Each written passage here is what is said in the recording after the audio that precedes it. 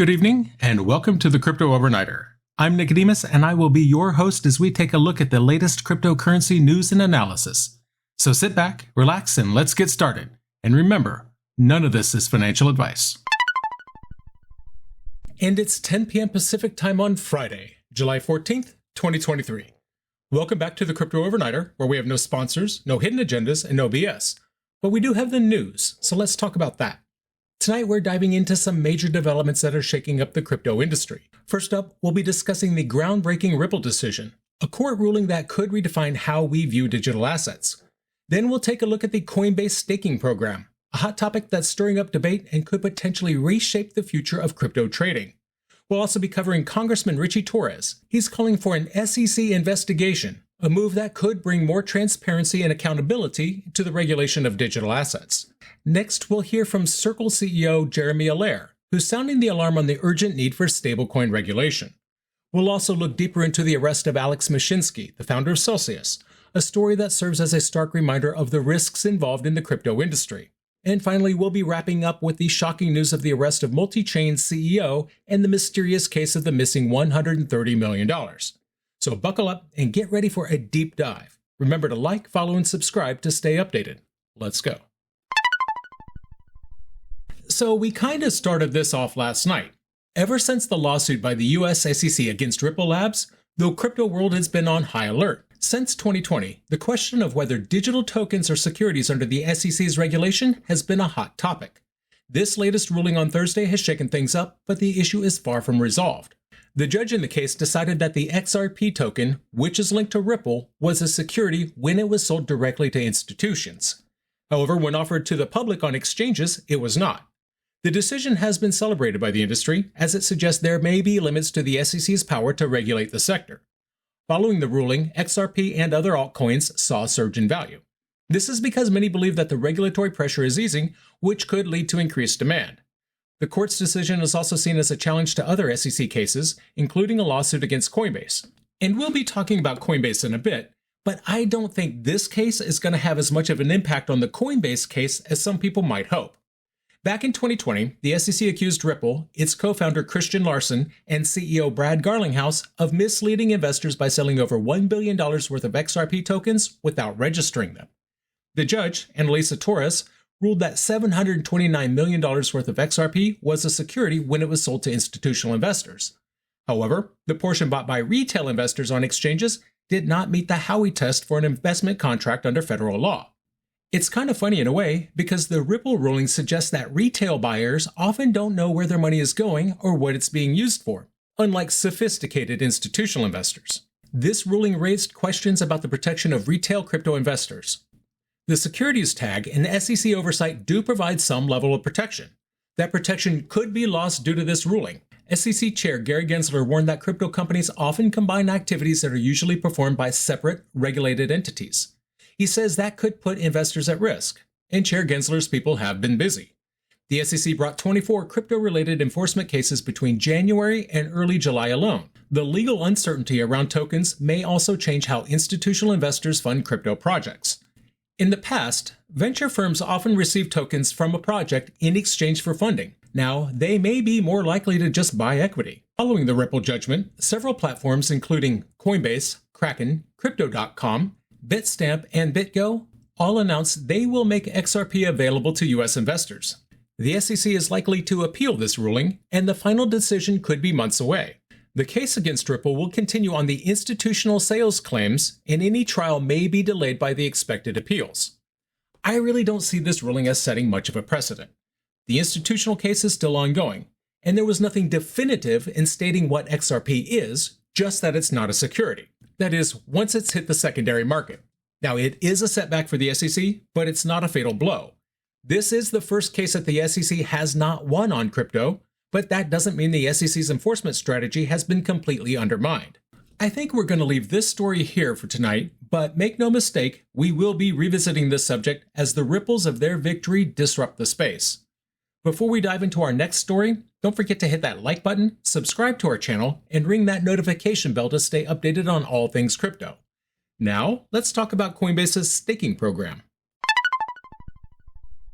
Coinbase made a significant change to its staking services. This change affects users in 4 states: California, New Jersey, South Carolina, and Wisconsin. The company announced that customers in these states will no longer be able to add new assets to its staking product.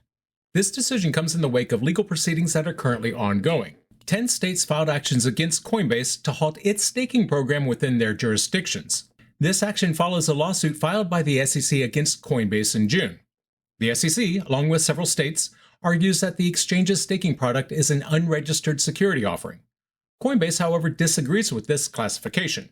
The company asserts that staking is not a security, but a crucial part of ensuring the functionality of the crypto economy for hundreds of millions of users worldwide.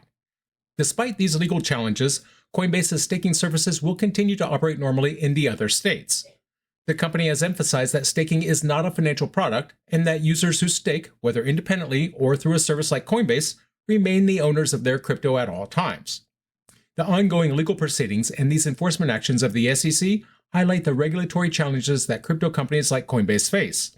These challenges can impact the services they offer and in turn affect the users of these services. Their decision to comply with the preliminary state orders, even as they disagree with the allegations, shows a willingness to cooperate with regulatory authorities, a cooperation I don't see mirrored from the other side. However, this situation also underscores the need for clear and consistent regulations for crypto companies. Without such regulations, the crypto economy, which Coinbase and its users are a part of, could face uncertainty and instability. Coinbase's recent actions may be a setback for some users. Even so, it's a reminder of the importance of regulatory clarity in the crypto space. It's crucial for users and companies alike to navigate these challenges and continue to participate in and shape the crypto economy. As we move on to our next story, remember to follow us on Twitter for the latest updates. Now, let's discuss the call for an SEC investigation by Congressman Richie Torres. Last night, we talked about the fact that the Blockchain Association was calling for an investigation into the SEC, and specifically over the registration of Prometheum. Looks like the subject is a popular one. I say that because Congressman Richie Torres has called for 2 separate investigations into the SEC. He's concerned about their approach to digital assets, which he describes as haphazard and heavy-handed. Torres has specifically requested investigations into the SEC's decision to grant a special purpose broker-dealer license to Prometheum. This is a platform for trading digital assets, but Torres claims that it doesn't actually trade any digital assets. He's also concerned about the SEC's failure to create a clear process for registering platforms that deal with real-world digital assets. Torres addressed his concerns in 2 letters, one to the SEC's Inspector General Deborah Jeffrey and the other to the Government Accountability's Office Comptroller General Gene Dodaro. He's compared the SEC to an overzealous traffic cop who arbitrarily tickets drivers for speeding while keeping everybody guessing about what the speed limit actually is. He believes that regulation by enforcement is not an effective way to regulate. Now, what's this mean? Here's my take. There's been a lot of controversy around the SEC's decision to grant that license to Prometheum. Some people in the crypto industry believe that this decision undermines the need for additional regulations. Others, like Torres, are questioning the actual business activities of the platform. Torres has suggested that the decision to license Prometheum might have been politically motivated. He criticized Prometheum as a deceptive digital asset platform and compared it to a Potemkin village. Potemkin villages were elaborate facades created to deceive observers. He believes the company's licensing reflects a trend of politicizing the registration process within the SEC, which is something that hasn't been seen much before. Torres has criticized the SEC for its failure to establish a clear registration process for companies offering crypto services. He believes that the SEC's current approach leads to uncertainty and inconsistency. He's argued that the SEC failed to provide clear guidelines for implementing securities laws in relation to digital assets. His call for investigations comes during a time of intense debate and legislative efforts to clarify the regulatory landscape for digital assets in Congress. He's previously commended the SEC for taking action against crypto exchanges Binance and Coinbase for violations of securities laws. But now, he's calling for more transparency and accountability within the federal regulatory body. Now, let's hear what Circle's CEO has to say about the need for stablecoin regulation. Jeremy Allaire is the CEO of Circle, the company that issues the USDC stablecoin. Allaire has been vocal about the need for stablecoin regulation. He believes the US dollar's position as a global reserve currency is at risk if Congress doesn't act swiftly. His concerns stem from the increasing competition for the currency of choice on the internet. He points out that the real question is whether global commerce will happen in digital dollars, euros, or the Chinese yuan. Allaire previously expressed concern about China's potential to increase the adoption and use of the yuan through stablecoins. He argues the US has a choice to make: either ensure that dollars are the foundation of currency on the internet, or let other countries lead the way. He believes that if the US wants the dollar to remain the world's reserve currency, and if America wants to lead the world economy for the next decade and beyond, then trust in digital dollars needs to be built and stablecoins need to be regulated today. Allaire's call for stablecoin regulation is based on his belief that cryptocurrencies will fundamentally change how we pay for things. He suggests that billions of people will use crypto because traditional financial payments take days and fees amount to a nearly $1 trillion tax on the global economy. Mike Novogratz is the founder of the crypto investment firm Galaxy Digital. He seems to agree with Allaire.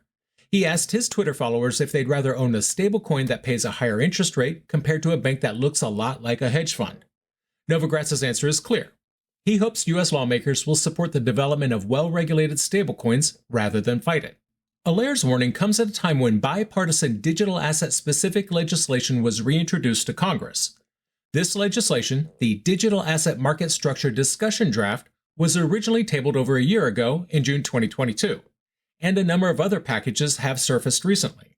The reintroduction of these bills into Congress is seen as a crucial step toward preserving the dollar's dominance in global trade.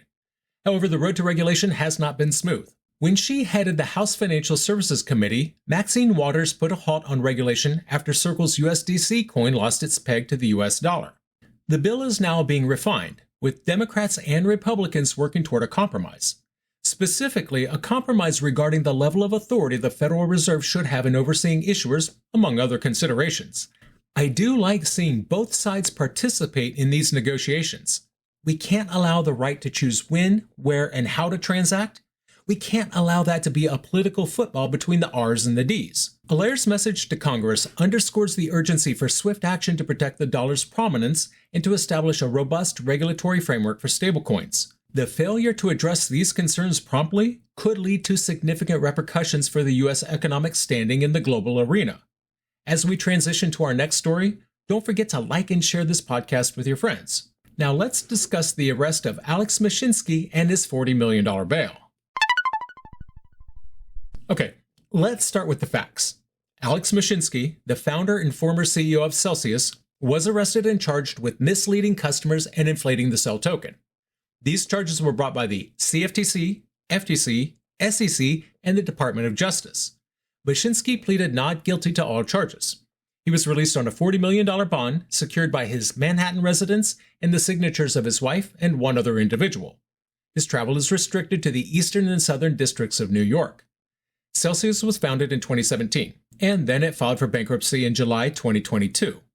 Prosecutors claim that between 2018 and 2022, Mashinsky deceived investors about core aspects of Celsius's business. The platform was promoted as safe, akin to a modern-day bank, all the while engaging in risky strategies to deliver high returns of up to 17% through the earned interest program.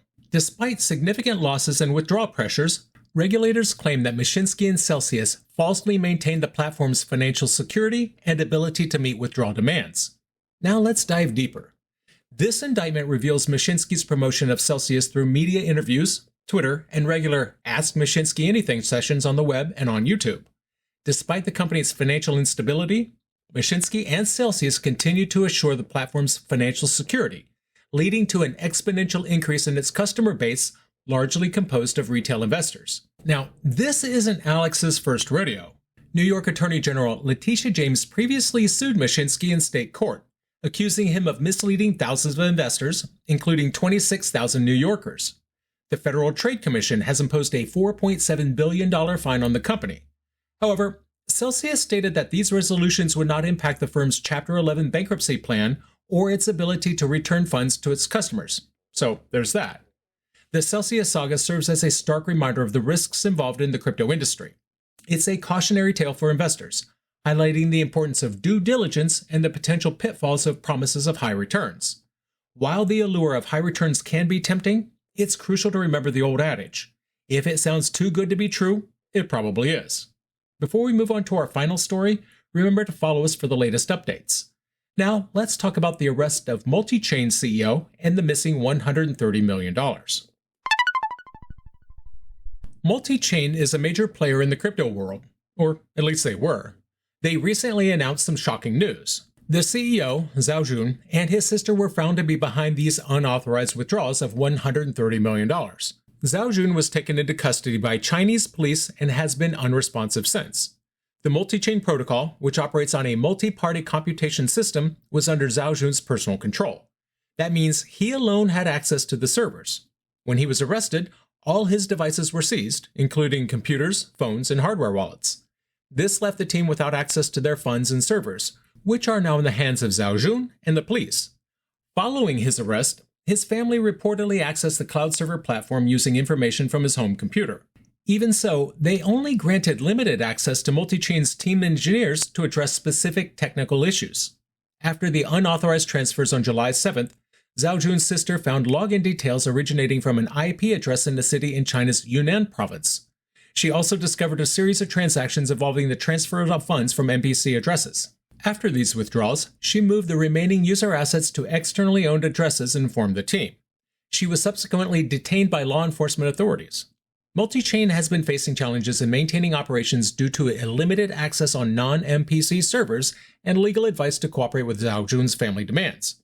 With no alternative sources of information and the inability to take down their own website, Multichain has been forced to shut down operations. They have requested GoDaddy to help take their website down. This incident has affected multiple tokens, including Wrapped Bitcoin, USDC, DAI, and Link. Chainalysis suspected that the exploit might be an inside job, which seems to be the case, although the exact circumstances remain unknown. Multichain's native token, Multi, has plunged over 40% since news of the difficulties emerged. This incident serves as a stark reminder of the risks involved in the crypto world. It underscores the importance of transparency, accountability, and robust security measures in the management of digital assets. It also highlights the potential vulnerabilities in the system and the need for regulatory oversight to protect investors and to maintain the integrity of the crypto market.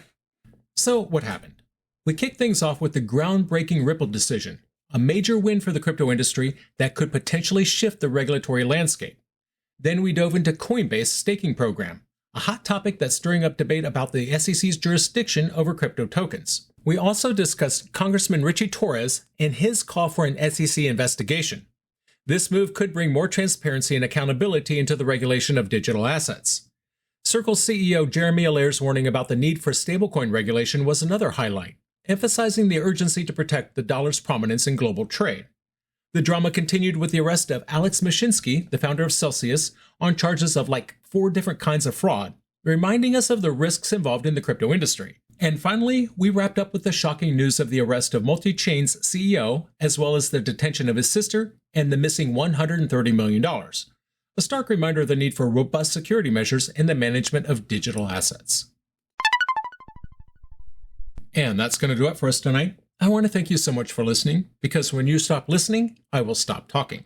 If you enjoyed tonight's show, then please like, follow, subscribe, leave a rating, or maybe a review. And in the meantime, we'll see you tomorrow night.